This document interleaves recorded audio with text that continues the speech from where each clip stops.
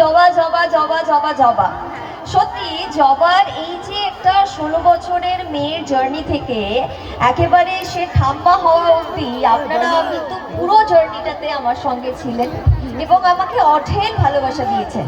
চরিত্রটাকে আপনারা দীর্ঘ 4.5 বছর ধরে বাঁচিয়ে রেখেছেন এবং সিরিয়ালটা আজকে শেষ হয়ে গেছে প্রায় 4 বছর, তারপরেও আপনারা জবাকে আপনাদের মনিকোঠে জায়গা দিয়েছেন, ভালোবাসা দিয়েছেন, তার জন্য আমি সত্যি আপ্লুত।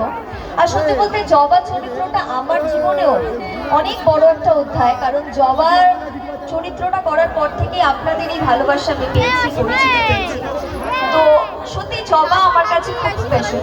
তাই আজকে ভাবছি এসে আপনারা যখন বলছেন যে জবাকে মিস করেন, তাহলে আমি বলবো একটু জবারই ডায়লগ বলি। তাহলে আপনারা, কারণ পর্ণাকে তো টিভি খুললে দেখতে পান, জবাকে তো দেখতে পান না, তাই আমি এখন একটা ডায়লগে যাচ্ছি আর এই ডায়লগটা আমি জবারই বলছি, দেখুন আপনাদের কেমন লাগে।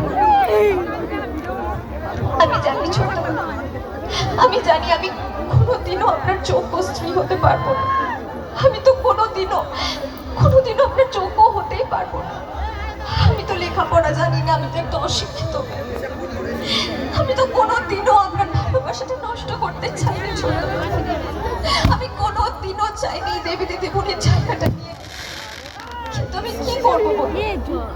ঈশ্বর যে আপনাকে আর আমাকে একসাথে বেঁধে দিয়েছে।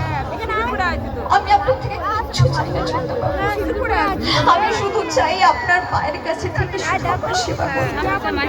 বড়বাবু বড় মার খেয়াল রাখবেন।